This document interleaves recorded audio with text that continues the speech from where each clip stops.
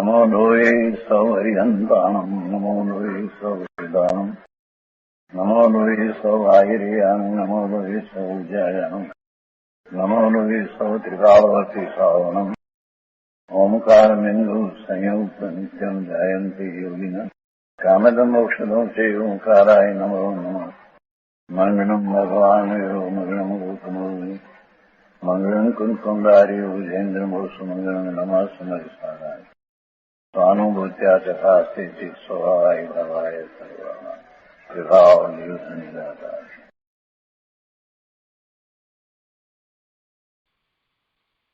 प्रवचन सार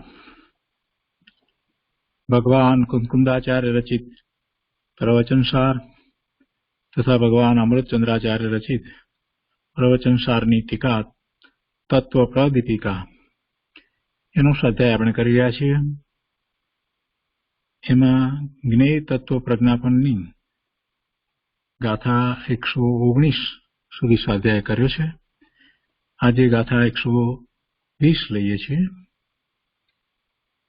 120મી ગાથાના ઉબોધઘાતમાં કહે છે કે હવે જીવના અનઅવસ્થિતપણાનો હેતુ પ્રકાશે છે। તો 119મી ગાથાની અંદર અનઅવસ્થિતપણું અને અવસ્થિતપણું એની વાત કરી અને એમાં હવે અનઅવસ્થિતપણાનો હેતુ એટલે કારણ એ સમજાવે છે। 119માં એમ કહ્યું હતું કે જીવનું દ્રવ્યપણે અવસ્થિતપણું અને પર્યાયોથી અનઅવસ્થિતપણું પ્રકાશે છે। એટલે પર્યાયોથી અનઅવસ્થિતપણું છે એટલે કે પર્યાયોથી અનઅવસ્થિતપણું એટલે કે અસ્થિરપણું, ટકીને ન રહેવું એવું છે, એ વાત 119માં કરી। હવે એવું કેમ છે એનું કારણ એ અહીંયા 120મી ગાથામાં કહે છે। એટલે કહે છે કે હવે જીવના અનઅવસ્થિતપણાનો હેતુ પ્રકાશે છે। તો ગાથા લઈએ। ગાથા 120 સંસ્કૃતમાં આ પ્રમાણે છે। તસ્માત્ તો નાસ્તિ કશ્ચિત સ્વભાવ સમવસ્થિત ઇતિ સંસારે સંસાર પુનઃ ક્રિયા સંસર્તો દ્રવ્યસ્ય।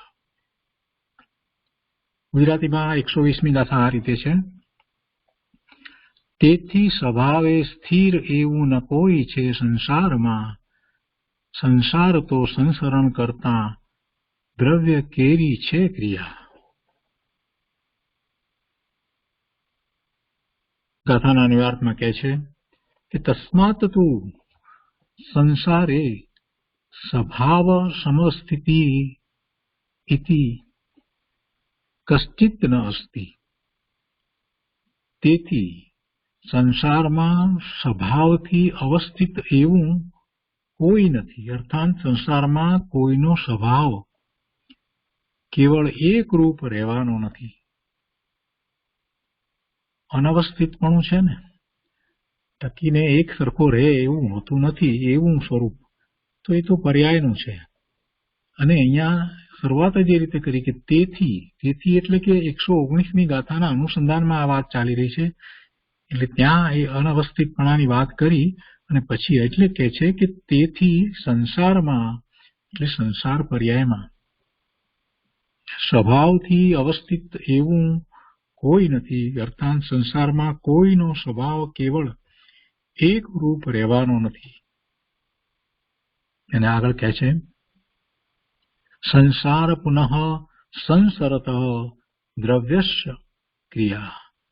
સંસાર તો સંસરણ કરતા દ્રવ્યની ક્રિયા છે। સંસરણ કરવું એટલે ગોળ ફર્યા કરવું, પલટાયા કરવું, બદલાયા કરવું, સંસરણ। સંસાર તો સંસરણ કરતા દ્રવ્યની ક્રિયા છે। એટલે સંસારમાં સ્વભાવથી અવસ્થિત કોઈ હોય નહીં, એમાં તો બદલવું જ હોય, એક સરખું ટંકોત્કીર્ણ કાંઈ હોય નહીં। સંસારમાં કોઈનો સ્વભાવ કેવળ એક રૂપ રહેવાનો નથી। સંસાર તો સંસરણ કરતા દ્રવ્યની ક્રિયા છે। અને અમૃતચંદ્રાચાર્ય ભગવાન ટીકામાં સમજાવે છે કે ખરેખર જીવ દ્રવ્યપણે અવસ્થિત હોવા છતાં આ તો વાત છે જ ખરેખર એટલે નિશ્ચયથી તો વસ્તુ સ્વરૂપ એવું જ છે. દ્રવ્ય દ્રષ્ટિથી વિચાર કરીએ દરેક જીવનો તો જીવ એવો જ છે. કેવો છે? પોતે દ્રવ્યપણે અવસ્થિત છે. દ્રવ્યપણે પોતે ટકીને રહ્યો છે, એક સરખો રહ્યો છે. એટલે કે છે કે ખરેખર જીવ દ્રવ્યપણે અવસ્થિત છે, અને એમ હોવા છતાં પણ પર્યાયોથી બદલાવું થાય છે ને, એટલે પર્યાયોથી અનઅવસ્થિત છે. તેથી એમ પ્રતીતિ થાય છે કે સંસારમાં કોઈ પણ સ્વભાવથી અવસ્થિત નથી, અર્થાત કોઈનો સ્વભાવ કેવળ અવિચળ એક રૂપ રહેવાનો નથી. ભલે દ્રવ્યથી એ અવસ્થિત છે, દ્રવ્ય એક સરખું છે, બધી વાત બરાબર છે, અને આપણે પણ એ જાણીએ છીએ કે શક્તિ અપેક્ષાએ તો બધા જ સિદ્ધ સમાન ભગવાન આત્મા છે. એક સરખું બધાનું દ્રવ્ય છે, પણ પર્યાયમાં પલટવું જ થાય છે ને. તો કે છે કે પર્યાયોથી એ કાંઈ એક સરખો ટકીને રહેતો નથી, અને તેથી એમ પ્રતીતિ થાય છે કે સંસારમાં કોઈ પણ સ્વભાવથી અવસ્થિત નથી, અર્થાત કોઈનો સ્વભાવ કેવળ અવિચળ એક રૂપ રહેવાનો નથી. અને અહીં જે અનઅવસ્થિતપણું છે તેમાં સંસાર જ હેતુ છે, કારણ કે તે સંસાર મનુષ્ય આદિ પર્યાયાત્મક છે. એ ચાર ગતિરૂપ સંસાર છે, અને એ જ એનું કારણ છે કે એમાં એ એક રૂપે રહેતો નથી, કેમ કે તે સ્વરૂપથી જ તેવો છે. શું? સંસારનું સ્વરૂપ જ એવું છે. આ મનુષ્ય આદિ પર્યાયો છે, તો એ પર્યાયોમાં રહેલો જીવ રાગ દ્વેષના પરિણામ કરે છે, અને એ જ એનો સંસાર છે. એ શુભાશુભ ભાવે થાય છે, એ જ જીવનો સંસાર છે. એ મનુષ્યની પર્યાય હોય, તિર્યંજની પર્યાય હોય, દેવની હોય કે નારકીની હોય, શુભાશુભ ભાવે જીવ માત્ર થયા જ કરે છે. અરે એકેન્દ્રિય પણ શુભાશુભ ભાવે થાય છે. શુભાશુભ ભાવે કયો જીવ નથી થતો? નિગોદમાં પણ એમ જ છે, અને આ વાત તો ગુરુદેવે બહુ સ્પષ્ટ કરી છે. એટલે અહીંયા કહે છે કે જે અહીં જે અનઅવસ્થિતપણું છે તેમાં સંસાર જ હેતુ છે. એને કારણે સંસારમાં જ પરિભ્રમણ થયા જ કરે છે, અને સંસાર એટલે કે એના રાગ દ્વેષના પરિણામ એ જ એનું કારણ છે. કારણ કે તે સંસાર મનુષ્ય આદિ પર્યાયાત્મક છે, કેમ કે તે સ્વરૂપથી જ તેવો છે, અર્થાત સંસારનું સ્વરૂપ જ એવું છે.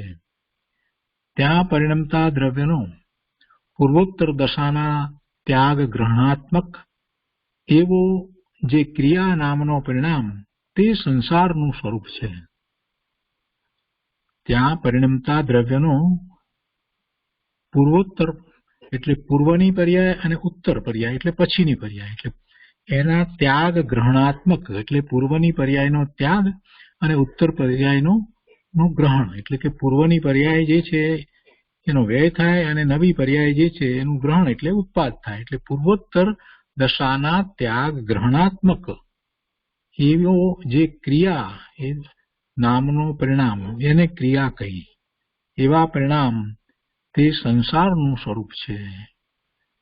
નવી નવી પર્યાયો એને જે થયા કરે છે, પૂર્વની પર્યાય એનો વ્યય થઈ અને નવી નવી જે પર્યાયો થયા કરે છે, એમાં એમ કે છે કે એનો ત્યાગ અને ગ્રહણ એમ છે. એટલે કે એ પર્યાયો સાથે જોડાય છે, નવી નવી પર્યાયો થાય છે, તો એમાં એ રહ્યો છે, એટલે તો એને સંસાર છે. એનાથી જુદું પોતાનું સ્વરૂપ છે. એનું સ્વરૂપનું લક્ષ્ય કરી અને જો એ પરિણમે તો એવા સંસારનો ક્ષય થઈ જાય અને પોતે પૂર્ણ શુદ્ધ દશાને પ્રાપ્ત કરે, સિદ્ધ દશાને પ્રાપ્ત કરે. તો આ રીતે આ ટીકા છે, અહીંયા ભાવાર્થ નથી. હવે આપણે આ ગાથા ઉપર પૂજ્ય ગુરુદેવ કાંજી સ્વામીએ જે વિસ્તાર કર્યો છે તે લઈએ. પ્રવચન સુધા ભાગ 5મો, એના પાના નંબર 320, ગાથા 120 ઉપરનું પ્રવચન નંબર 136 શરૂઆતથી જ ગુરુદેવ સમજાવે છે.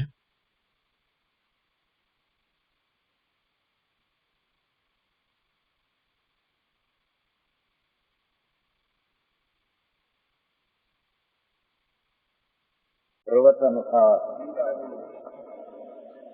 विनय अधिकार. ज्ञान में जानने लायक चीज जगत में कितनी है उसका अधिकार है. विनय तत्व, प्रमेय तत्व कहो, विनय कहो. प्रमाण नाम अपना ज्ञान में प्रमेयपणा जगत का जो है उसका ज्ञान होता है तो वहीं प्रमाण कहते हैं, यानी वस्तु को प्रमेय कहते हैं. तो प्रमेय तो पर ने स्व दो ही प्रमेय है. हाँ, अपना स्वस्वरूप जो है द्रव्यगुण पर्यायी पण प्रमेय है और पर पण प्रमेय है. ये अपने ज्ञान के पर्याय में स्वज्ञेय ने परज्ञेय का ज्ञान होता है. ये ज्ञाता दृष्टा की पर्याय ये धर्म है. ये बात करते हैं. ये तो विष अब जीव की अनुपस्थितता का हेतु प्रकट कि भगवान आत्मा एक रूप नहीं रहते हैं અને संसार ने मनुष्य पर्याय देव पर्याय.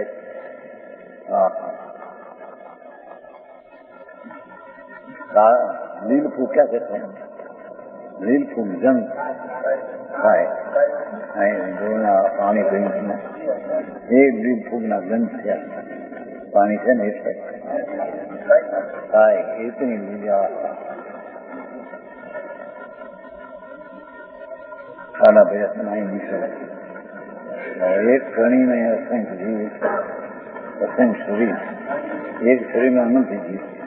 तो कहते हैं कि अनवस्थित दशा एक रूप नची रहती है. क्या कारण है?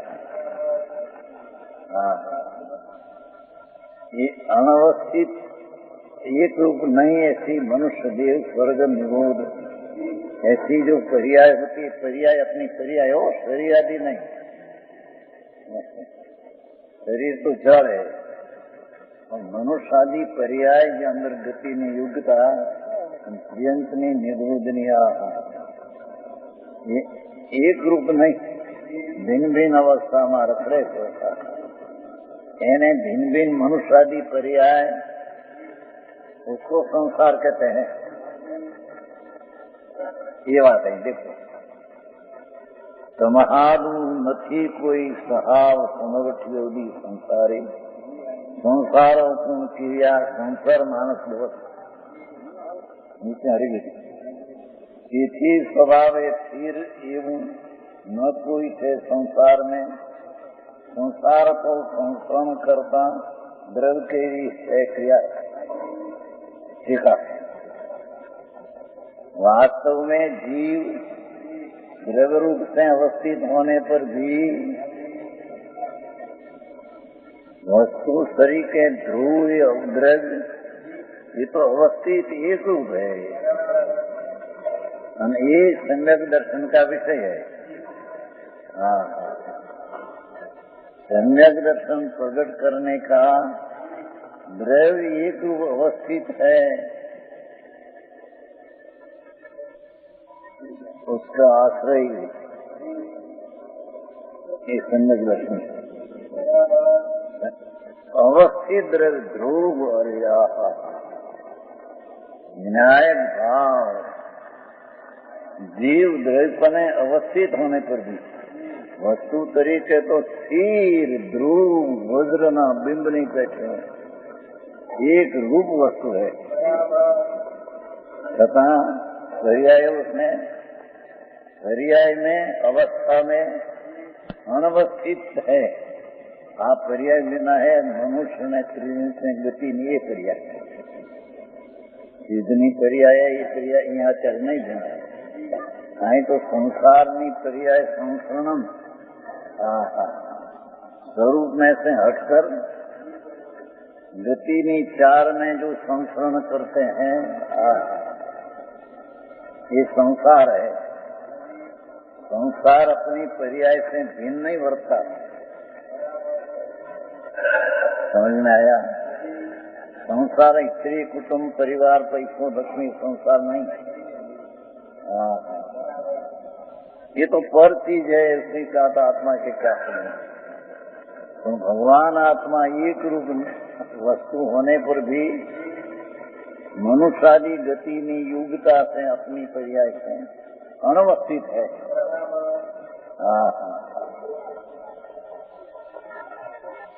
एक मनुष्य चक्रवर्ती राजा ये मरीने नरक में जाए, क्या नरक गतिया, और नरक में से निगूद में से निकले અને અહીંયા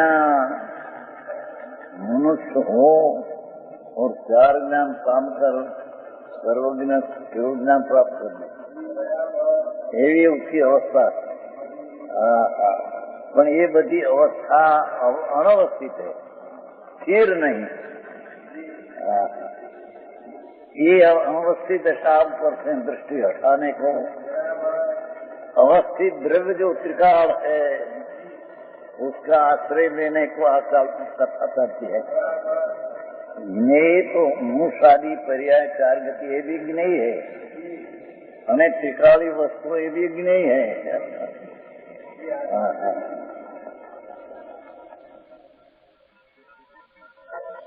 वास्तव में जीव द्रव्यपन से एक रूप होने पर भी अवस्थित नाम एक रूप, पर्यायों से अनेक रूप, इससे यह प्रतीत होता है संसार में कोई भी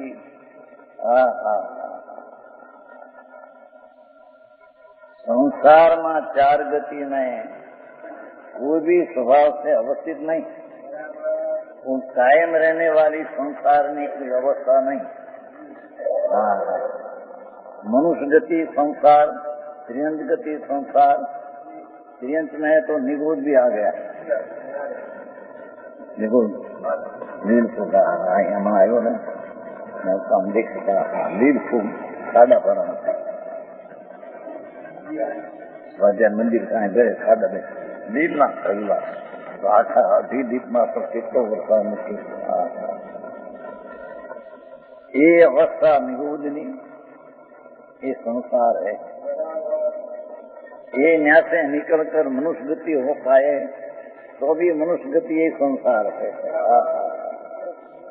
यहाँ से निकल कर कदाचित देवगति पाने ये भी संसार है। संसरणम इति संसार। भगवान आत्मा एक रूप न रहने पर भी अनेक रूप होते हैं अवस्था में। ये माटे अनवस्थित एक रूप दशा नहीं एम कहने में आता है।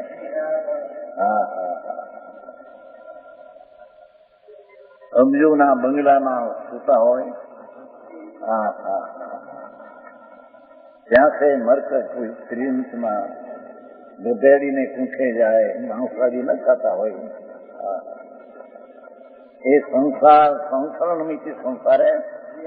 चौथो पदे संसरण मानस संसारों क्रिया संसर मानस दवस द्रव्यनी ये संसार क्रिया संसरण में एक रूप नहीं रहती है। भगवान आत्मा एक रूप रहते हैं। वस्तु द्रव्य तरीके पर्याय तरीके अनवस्थित अन्य गति करती है। ये संसार है। संसार में कोई भी स्वभाव से कायम रहे भी कोई गति नहीं, संसार नहीं। शरारतीना देवपण ये देह छोड़ीने मनुष्य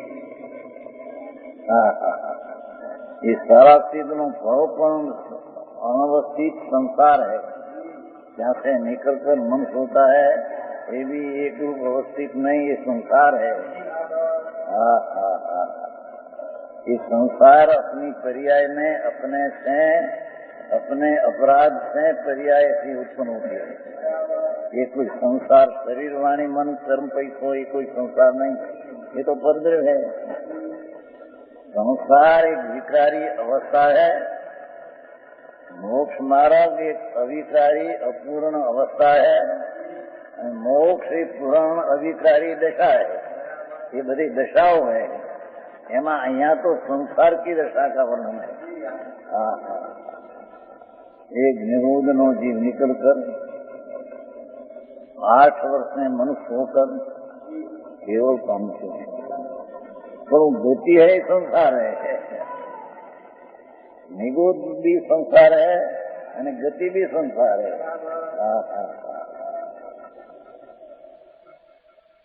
एक गतिनी ઉપરની रुचि आश्रय छोड़कर अवस्थित भगवान त्रिकाल परमात्मा स्वरूप है। ये ऊपर नजरना निधान देखना, ये नजर से अपना निधान को देखना, ये अवस्था अवस्थित है। ये अवस्था भी अवस्थित शब्द है तो पलटन પણ એવી ને એવી અવસ્થા રહેતી है। संसाરના પલટकर एक तो निरोध में एक बाजू राजा, निरोध मर के राजा था, राजा मर के निरोध था। बाप मरीने नरके जाए, દીકરો મરીને સ્વર્ગમાં જાય। સ્થાનિક રાજા નરકમાં ગઈ, અત્યારે नरक में है तो 1000 वर्ष। अभय कुमार आदि राजकुमार उसका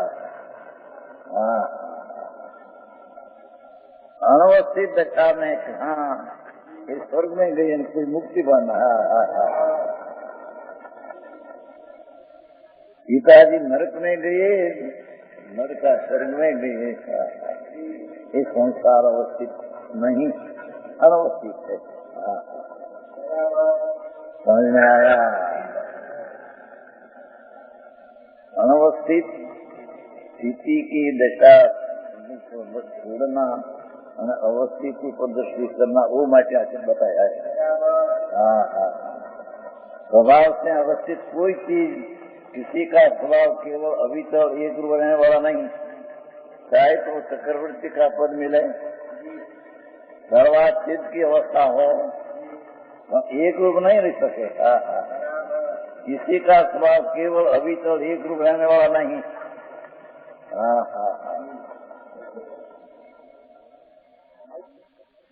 और यहाँ वहाँ जो अनवस्थित है उसमें संसार हेतु है। संसार में संक्रमण ये जो उसका कारण है। क्योंकि संसार किसको कहते हैं? मनुष्यादि पर्यायात्मक है। ये संसार मनुष्यादि पर्याय स्वरूप है। संसार कोई कर्म नहीं, संसार कोई स्त्री कुटुंब नहीं।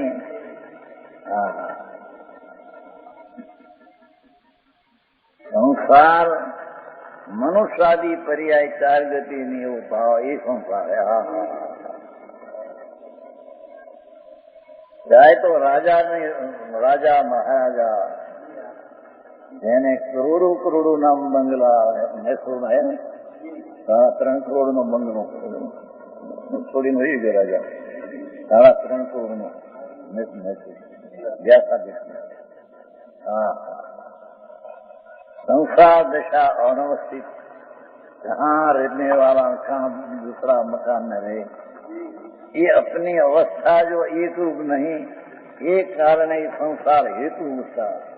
रखड़ना रूरना ये हेतु संसार का है।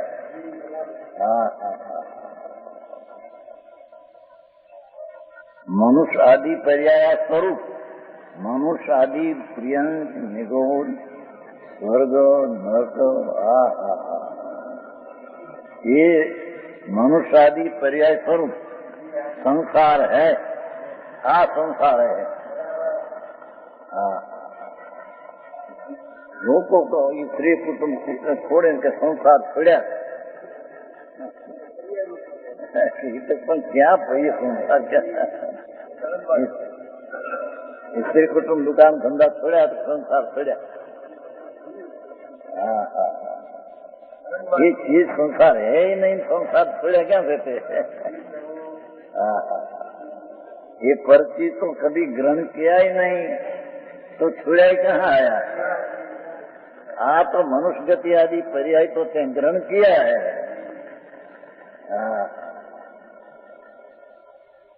एक गति आदि की पर्याय का कर्ता होना वो भी मिथ्या दृष्टि है।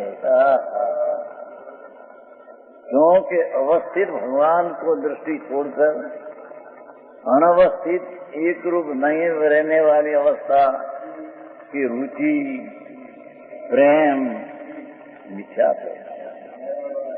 ये संसार का प्रेम है।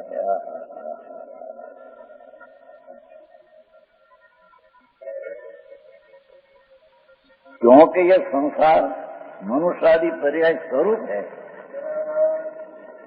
लोगों तो बाहरी टुकड़ा ने धंधो ने छोड़ी बे संसार छोड़ो ऐसा कहे। ये संसार में भगवान ने तेरी गति जो चार गति का भाव पर्याय तेरे में ये संसार है। उसको लक्ष्य छोड़ना न स्व का आश्रय करना, ये दृष्टि में संसार छुड़ा, दृष्टि में संसार छूट गया। अनवस्थित गति का लक्ष्य छोड़कर अवस्थित भगवान नित्यानंद प्रभु उसका अंदर दृष्टि लगाना, उसने अनवस्थित संसार की पर्याय का लक्ष्य छोड़ा ही संसार छोड़ा दृष्टि में। पीछे अस्थिरता का संसार है। इस स्वरूप में स्थिर होने से अस्थिर का संसार का नाश होता है।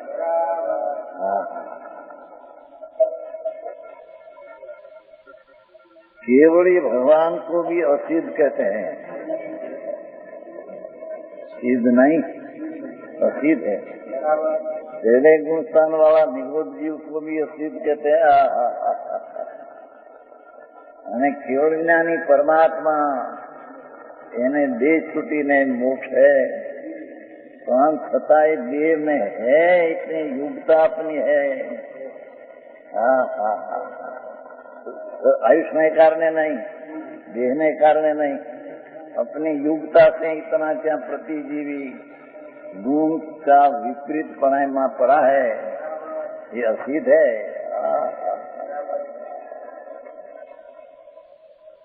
समझ में आया। केवल ज्ञान प्रकट हो तो भाव मोक्ष कहते हैं, तथा पर्याय की अपेक्षा है तो असिद्ध कहते हैं। क्या किया? आत्मा अंदर जो और ज्योति चैतन्य दरियो सागर भरा है। उसमें दृष्टि करके एकाग्र होकर केवल ज्ञान प्रकट किया तो उसको भगवान भाव मोक्ष कहते हैं। भाव मोक्ष तो दृढ़ है तो असिद्ध है। अरे समझ में आया। गति है ना, ध्यान लगे जी मती गति मनुष्य है ना, मैंने केवल ज्ञान पाए पर गति मनुष्य है ना। एक गति उसकी पर्याय में है ना, इसकी पर्याय में गति है ना।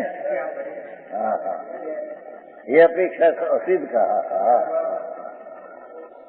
यहाँ ये कहते हैं कि संसार मनुष्य आदि देखो मनुष्य गति है ना उसको, तो इतना भी संसार है।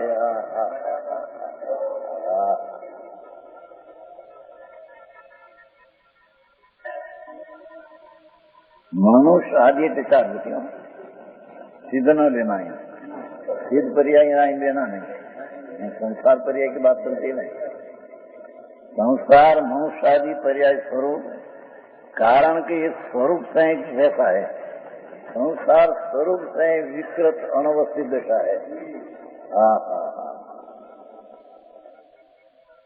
उदय भाव में आया था चार गति कषाय नियम साधना एक का था शायद भाव पण आत्मा में नहीं। आया था। हाँ, मनुष्य भी गति उदय भाव है। हाँ, ये अनवस्थित है, अवस्थित नहीं। हाँ, तो नया था कि राग भी गति असत स्वभाव है, असत स्वभाव है। भगवान विनायक आदि सत स्वभाव है, सत स्वभाव है। हाँ, असत स्वभाव है। हाँ हाँ हाँ हाँ, असत भाव भिन्न, असत भिन्न। असत भाव तो इसको कहते हैं कि द्रव्य ने गुण दो असत भाव है। ऐसा गुण है, ऐसा द्रव्य नहीं, द्रव्य ऐसा गुण नहीं। ये अपेक्षा द्रव्य गुण नहीं, बे बीच में असत भाव है। असत भाव दूसरी चीज है, अतत्व दूसरी चीज है। हमारा आ गया है असत भाव। आत्मा और सर्व वस्तु जो कर्म शरीर आदि है, उसको प्रदेश भेद है, वो तो सर्वथा अन्यत्र है, अन्य है। तो अपना प्रदेश में भी जितना द्रव्य गुण है, उस द्रव्य गुण का संज्ञा संख्या से भेद है। ये अपेक्षा दो बीच में असत भाव है, और गुण द्रव्य पर्याय निर्मल है, तो दो बीच में भी असत भाव है, और तत्व नहीं असत भाव है। और तत्व तो ये गति चार आदि राग आदि ये अतत्व है। ये अतत्व का अनुभव ये मिथ्या दृष्टि है। हाँ हाँ, अरे माया अतत्व बसों सिंगा था, अनियत अनेक। भगवान आत्मा तत्व रूप, एक रूप, नियत रूप, निश्चय रूप, अवस्थित रूप, उसका आश्रय लेना तो अनवस्थित दशा का क्या नाश होता है। अनवस्थित दशा का आश्रय लेने से अनवस्थित दशा का नाश नहीं होता। क्या किया? ये गति आदि है तो अनवस्थित है, उसका आश्रय से अनवस्थित दशा का नाश नहीं होता। शरीर में कर्म में पैसा नहीं तो क्या ही दूर रही देखिए।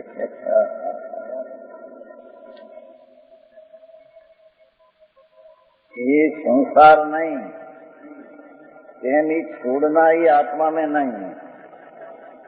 आत्मा तो अनवस्थित ये गति है, ये अवस्थित द्रव्य का आश्रय से छूटता है ऐसा मानना, ये भी एक नाम कथन है।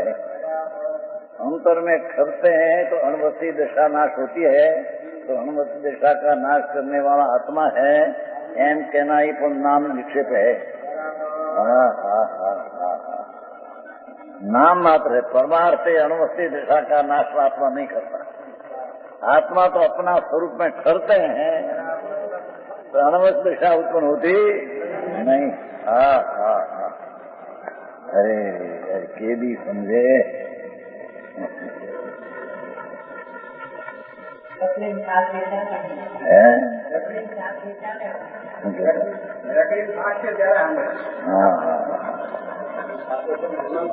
अनादि तीर्थ है,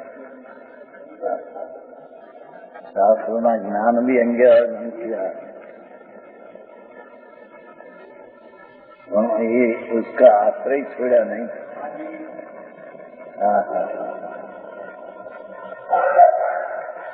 ये ज्ञेय अधिकार है ना, तो जीव भी अनवस्थित है, ज्ञेय का आश्रय छोड़ना, अवस्थित ज्ञेय एक ज्ञेय है, उसका आश्रय लेना। ज्ञेय में आ प्रकार है, अपने अपने ज्ञेय में हो, पर ज्ञेय तो भिन्न चीज है, उसका त्याग करना आत्मा में है नहीं।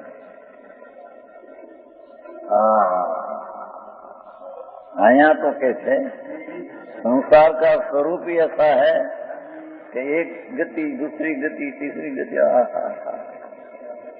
एक अंतर्मूर्त में निगूढ़ का भाव आधार करते हैं। अनवस्थित है। एक निगूढ़ समझे, निगूढ़ कहते हैं हिंदी बिल्कुल जन। लहसुन, डूंगरी, प्याज, अरे आई भींगड़ा में फूल भाई से અત્યારે ફૂલ તો સારું ના હોય, અત્યારે ફૂલ कौर। एक और फूल देखो तो असंख्य शरीर का पिंड है, एक शरीर में अनंत जीव है। ऐसा निगूढ़ में अंतर्मुख में 18 भाव करते हैं। अनवस्थित दशा।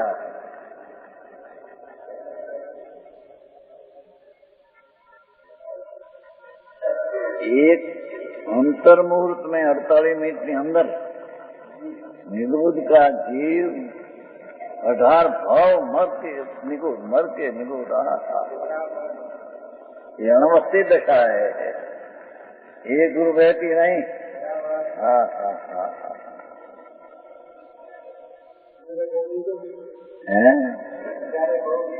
निगूढ़ना अंतर्मुहूर्त में आधारित हो, निगूढ़ना अनवस्थित है ना। अंतर्मुख में अवस्थित 18 भाव क्या एक बार नहीं, प्रभु तने खबर नहीं, ये तो अनंत बार ऐसा किया।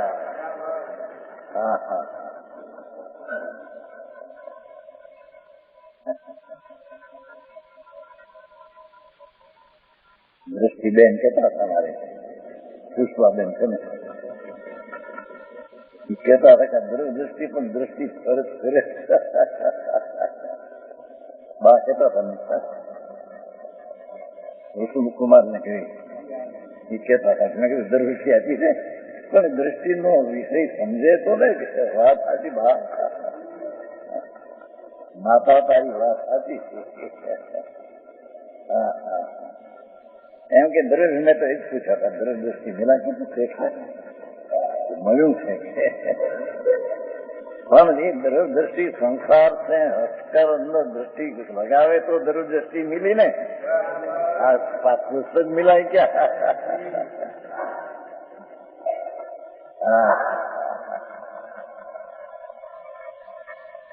पुस्तक तो पर वस्तु है और पुस्तक तो हमारा है। ये राग ही भी पर वस्तु है, ये संसार है।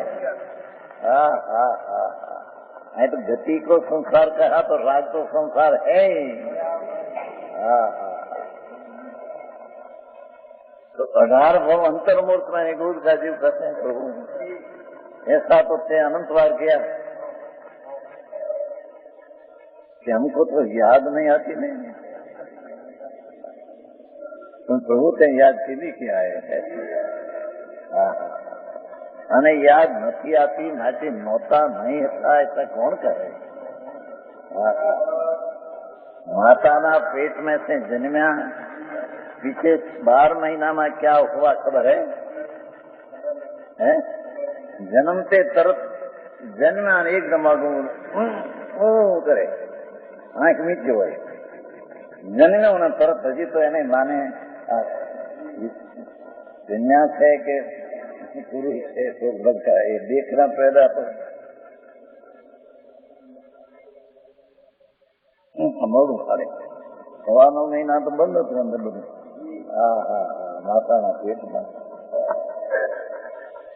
એ આંખું વીતીને બાળક આત્મું જાશે ઊંડા ઉતર રોવે રોવાત્મા એની સોરાત રોમાંથી શું થઈ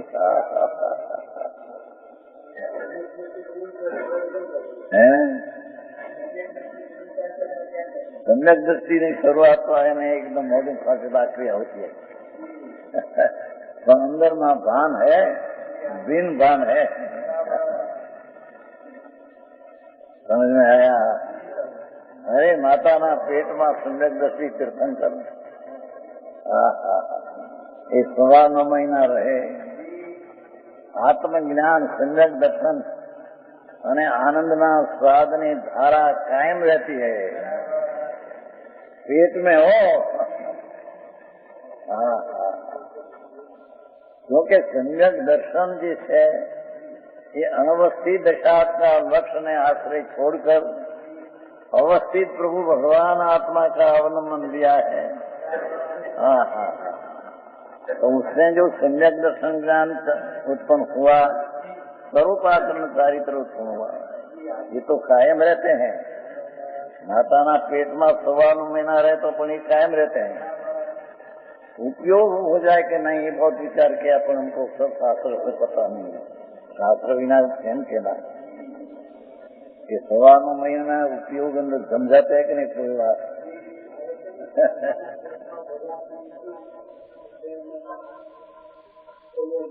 એ વાત એ તો સ્વપ્નની વાત છે, પણ અંદરમાં ઉપયોગ જામી જાય લબ્ધરૂપ દિશા તો ધારણા કાયમ નહીં રહેતી। હા હા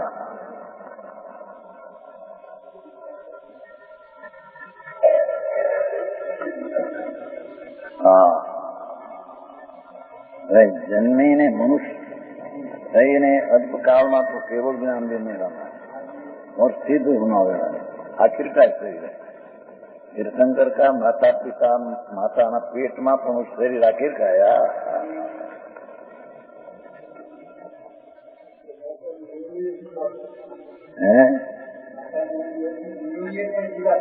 ये जुदी ला एम एनो आसन अंदर में रहना है। इंद्र तो आसन बनाया हुआ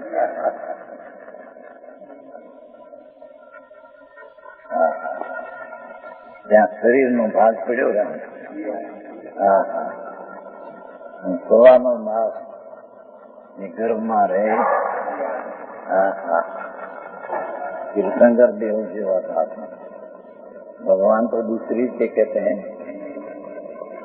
कि माताना पेट में 1.25 महीना 9 रहा तुम, कोई बार तो 9 महीना पण निकले नहीं, 12 वर्ष रहा पेट में। जो आ संसार दशा माताना पेट में 12 वर्ष रहा, काय स्थिति नो वर्णन शास्त्र में। हाँ हाँ हाँ, और कहते हैं અત્યારે ભાઈ સ્ત્રીઓ સુના 3-4 વર્ષનું સુને 55 વર્ષ સુધી બાળક બનતા નથી, શાસ્ત્ર में तो 12 वर्ष। हाँ हाँ हाँ, અને તે પણ 12 વર્ષે જન્મ હો ફેર 12 વર્ષ એના માતાના કુંખમાં दूसरी बार क्या कि दूसरी माताના पेटમાં। हाँ हाँ हाँ, 24 वर्ष સુધી काय स्थिति गर्भ में रहने की है, ऐसा भगवान ने जाना है जनार्दन जी। हाँ हाँ, મોડું બંધ, હા હા, શ્વાસમાં બધું લેવાનું। હા હા, જોવા અનવસ્થિત દશા।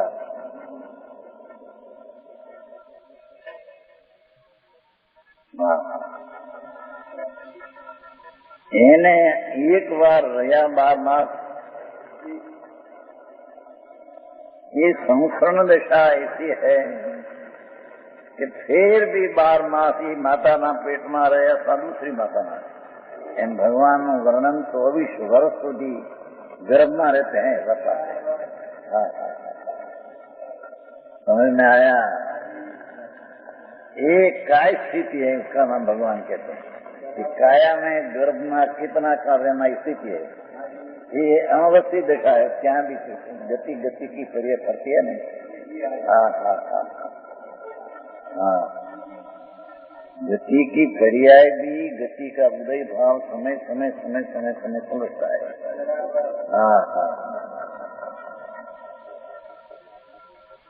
ત્યાં ગર્ભમાં પણ ગતિના ઉદય શરીરની વાત અહીંયા નહીં, ગતિનો જે ઉદય है ये समय समय उदय उदय उदय उदय उदय नवीन नवीन क्रिया होती है अनवस्थित। हाँ हाँ,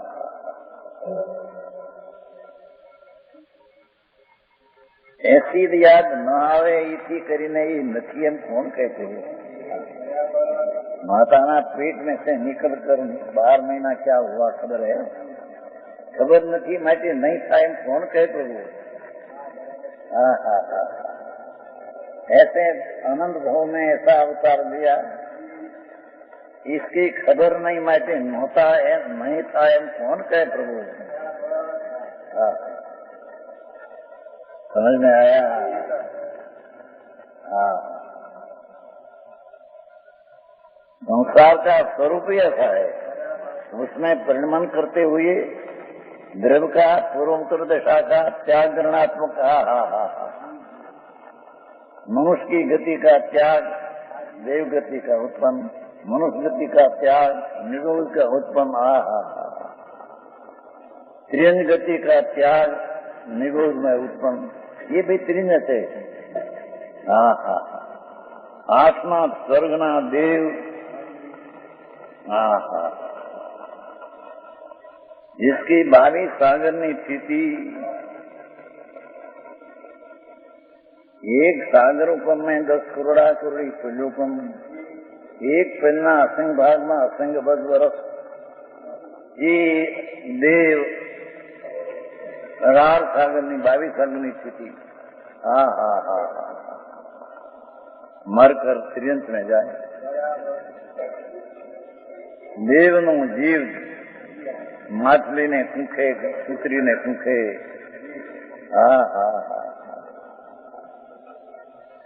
आज वो अनवस्थित संसार दशा। हा हा हा, कहने का आशय कि गिने ऐसी चीज अंदर है संस्मरण करती प्रभु तो उससे दृष्टि हटा ले। हाँ है उसकी दृष्टि हटा भी ले, त्रिकाल है उसकी दृष्टि ले, ये भी है तो करिए ना। पर्याय मनुष्य गति संसार, पर्याय दृष्टि से संसार उसकी पर्याय में है।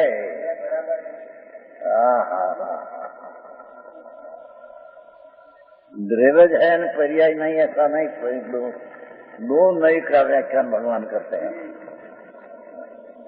कि पर्याय में अनवस्थी दशा, ये निगूढ़ ने गर्भ में रहना।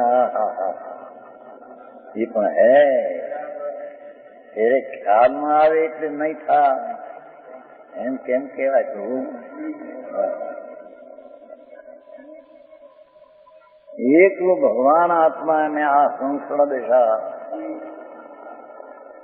अनंत अनंत अनंत अनंत अनंत हो गई। ये स्वरूप स्वयं वैसा है। द्रव्य का पूर्व उत्तर दशा पहली ने पची दशा, पहला ना त्याग અને उत्तर दशा નું ग्रहण है। प्रथम अवस्था का त्याग, पीछे की अवस्था का ग्रहण।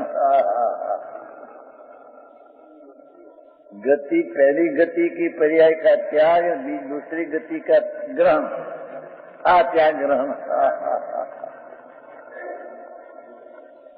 आई बात है परमात्मा।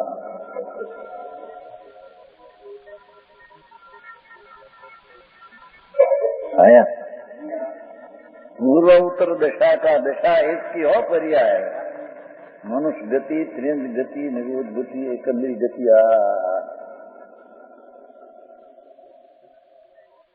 त्रियंज गति में भी एकेंद्री, बेंद्री, त्रिनेंद्री, चौरेंद्री, असंगनी पचेंद्री, संगनी पचेंद्री। ये सब गति है।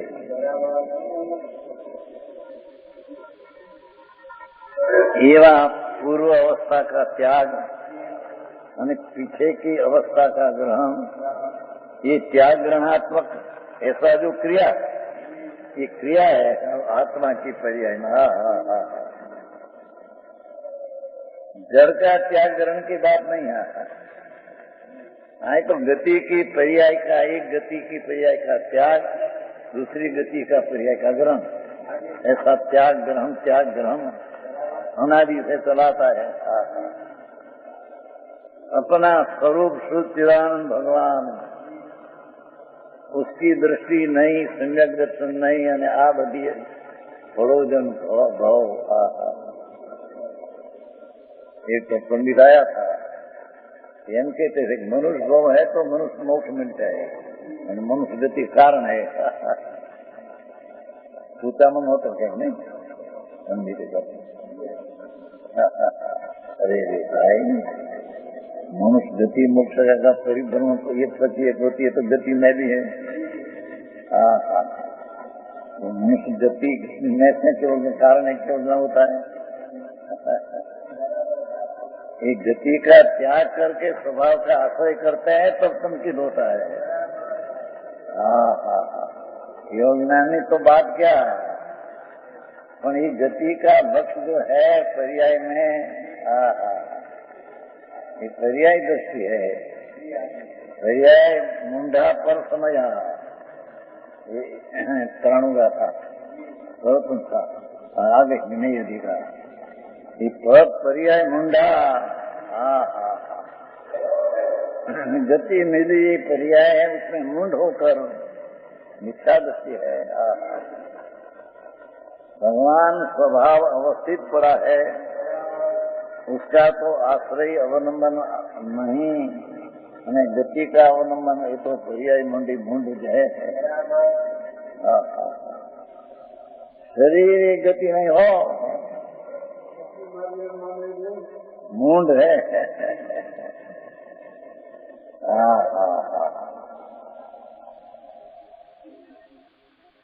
गति तो संसार है, ये संसार मेरा स्वभाव मेरा है, ये तो मुंड है. ये संसार का त्याग दृष्टि में होता है. पहले सम्यक दर्शन होता है, तब संसार के त्याग दृष्टि में होता है. ये बिना त्याग उसका सच्चा होता नहीं. हाँ हाँ हाँ, बाहर ना दिखाव करे, घुगड़ा फिर रहे, आम घुगड़ा था त्यागी थी. धन्यवाद से प्रभु. આ ત્યાગ ગ્રહણ છે એ પણ મિથ્યાત્મા है. गति का एक समय का गति का आदर एक ग्रहण, यानी छोड़ीने दूसरी गति का ग्रहण. ये संसार है.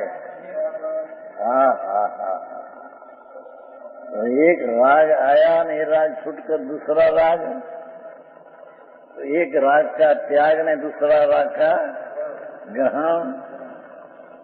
संसार है, ये तो मिथ्या भाव है, ये अपनी स्वभाव में नहीं. हाँ हाँ हाँ,